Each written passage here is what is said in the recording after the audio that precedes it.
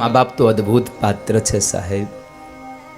માંથી દીકરો જ્યારે જુદો થાય, માંથી એનું સંતાન જ્યારે જુદું થાય, ત્યારે કોઈ દિવસ માની વેદનાને જાણજો, ખબર પડશે કે માને કેટલી વેદના હોય છે.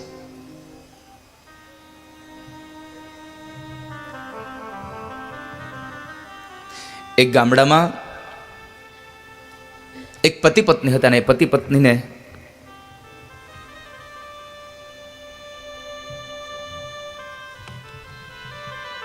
એક 7 વર્ષનું 8 વર્ષનું બાળક હતું.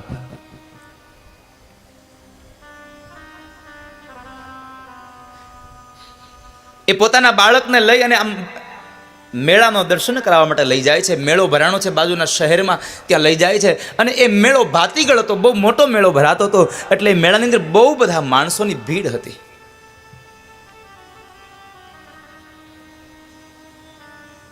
ઘણા બધા માણસોની ભીડ હતી. એમાં બરાબર એ ભીડમાં ને ભીડમાં ચાલ્યા જાય છે. પતિ પત્નીનું ધ્યાન ન રહ્યું. એમ 8 વર્ષનો દીકરો પોતાના મા બાપથી જુદો પડી ગયો. પોતાના મા બાપથી જુદો પડી ગયો. દીકરો રડે છે. કોઈ પણ વ્યક્તિ કાંઈ પૂછે એટલે એક જ વાતને એમ લઈને ઊભો છે કે મને મારી મા પાસે લઈ જાઓ, મને મારી મા પાસે લઈ જાઓ. આ બાજુ પત્નીને ખબર પડી એટલે પત્નીને પણ ખબર પડી કે મારો દીકરો મારાથી ખોવાઈ ગયો છે. એટલે આટલી મોટી જનમેદનીમાં મારો દીકરો ક્યાં ગયો છે કોને ખબર. એટલે એ જનેતા પણ ચોધાર અશ્રુએ રડે છે. આંખમાંથી અશ્રુની ધારા વહે છે.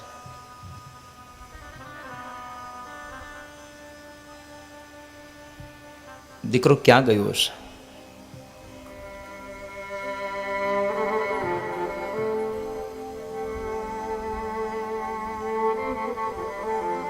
એક કલાક, 2 કલાક, 3 કલાક, આમ 3-4 કલાક સુધી દીકરાને શોધ્યો પણ દીકરો મળ્યો નહીં ને તો માં રડી રડી અને સાવ ગાંડી થઈ ગઈ, ઘેલી થઈ.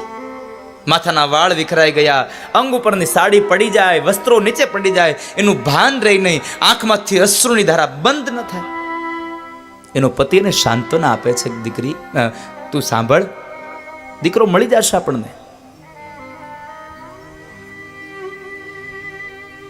પણ બંધ ન થઈ, કારણ કે જનેતા છે સાહેબ. રડવાનું બંધ ન કરે.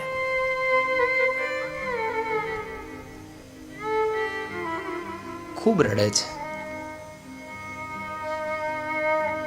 કોઈકે કહ્યું કે કામ કરો,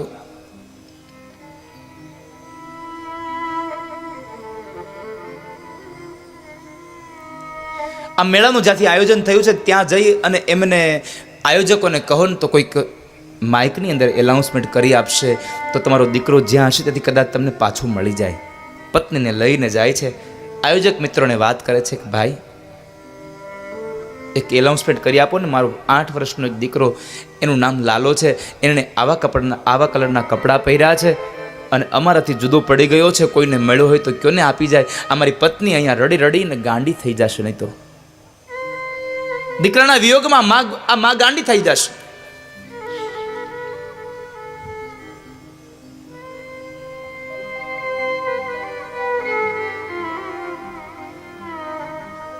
એનાઉન્સમેન્ટ કરી આપ્યું. 1 કલાક થઈ. દીકરાને લઈને કોઈ યુવાન આવે છે. પેલા આયોજક ભાઈઓએ આ યુવાનને બોલાવ્યો, જો ભાઈ આ તારો દીકરો છે? હા ભાઈ આ મારો દીકરો છે. બાપને વળગી, બાપે પણ એને ચુંબન કર્યું. કારણ જેટલો દીકરો માને વાલો હોય ને એટલો જ દીકરો બાપને વાલો હોય સાહેબ. એમાં ભેદ ન હોય. પણ બાપ થોડોક આમ કડક સ્વભાવનો, કડક મિજાજનો હોય એટલે આપણને એમ થાય કે બાપને દીકરા પ્રત્યે કે દીકરીઓ પ્રત્યે કઈ પ્રેમ નથી. ના સાહેબ, જેટલો પ્રેમ માને હોય ને એટલો જ પ્રેમ બાપને પણ હોય. દીકરાને કઈ થાય તો એના બાપને ઊંઘ ન આવે. કેટલી વેદના હોય બાપને. શહેરમાં રહેતો એ દીકરો કદાચ એની પત્ની સાથે રહેતો હોય અને ગામડેથી મા બાપ ઘણા સમય પછી આવે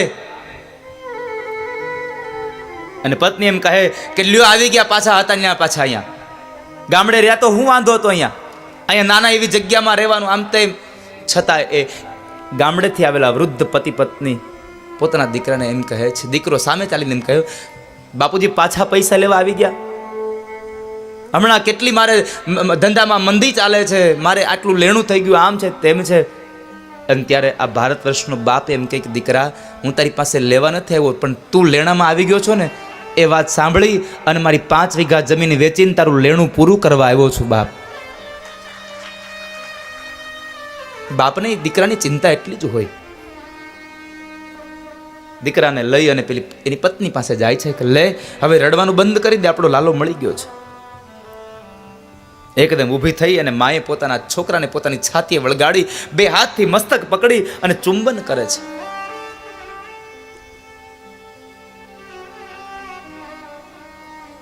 દીકરાએ માને બથ ભરી ગયો છે.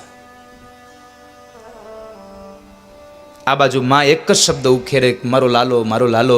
અને આ બાજુ દીકરો જ્યાં સુધી માં ન મળી ત્યાં સુધી એક જ શબ્દ બોલતો રહ્યો, મને મારી માં પાસે લઈ જાઓ, મને મારી માં પાસે લઈ જાઓ. માં દીકરાનું આ મિલન જોઈ અત્યાર સુધી પેલો યુવાન રડ્યો નહોતો, હવે અવળું ફરીને પોતે રડે છે. એની પત્ની ઊભા થઈને કહે છે કે તમે હવે શું કામ રડો છો? આપણો દીકરો તો આપણને મળી ગયો, હવે તમે ના રડો, હવે તમે દુઃખી ન થાવ. અને ત્યારે પેલો યુવાન કહે છે કે દીકરો મળી ગયો એનું મને દુઃખ નથી, મને તારી દશા જોઈને રડવું આવી ગયું છે. 8 વર્ષનો દીકરો તારાથી 5 કલાક અળગો થયો, કેટલી ગાંડી થઈ ગઈ. કદાચ દીકરો ન મળ્યો હોત તો તું પાગલ થઈ જાત, તને તારા દેહનું ભાન ન રહેત. એટલે મને તારી દશા જોઈને એટલે રડવું આવે છે કે 8 વર્ષનો દીકરો તારાથી 5 કલાક અળગો થયો ને તારી આ દશા થઈ, તો તું ખાલી એટલો વિચાર કર, મારી માએ મને 25 વર્ષનો કરી મોટો કર્યો હતો અને આ 10 વર્ષથી તે મને મારી માથી નોખો કર્યો છે. મારી માં કેમ જીવતી હશે મને જોયા વગર?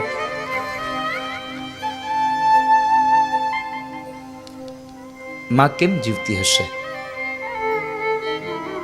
હું આપ સૌ લોકોને પ્રાર્થના કરું છું, બાપ,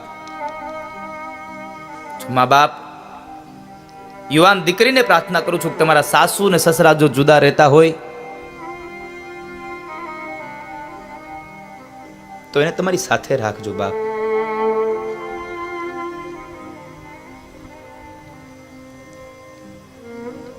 એને શું તમારા માટે નથી કર્યું?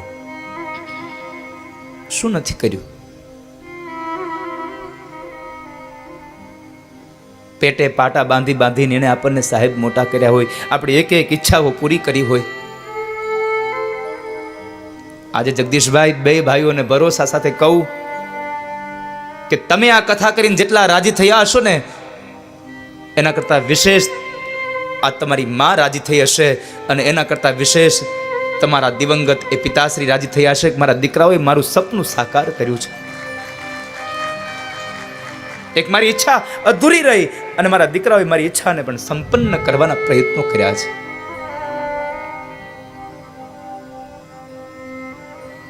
તમારા ઘરમાં પૈસો વધારે ન હોય ને તો કાંઈ વાંધો નહીં, પણ તમારા મા બાપને તમારી હારે રાખજો બાપ. હું આજે કેદારેશ્વર જ્યારે જોઈને આવ્યો ને મને આમ ખૂબ દુઃખ લાગ્યું કે આ મા બાપની શું વ્યથા સાહેબ, શું વ્યથા મા બાપની.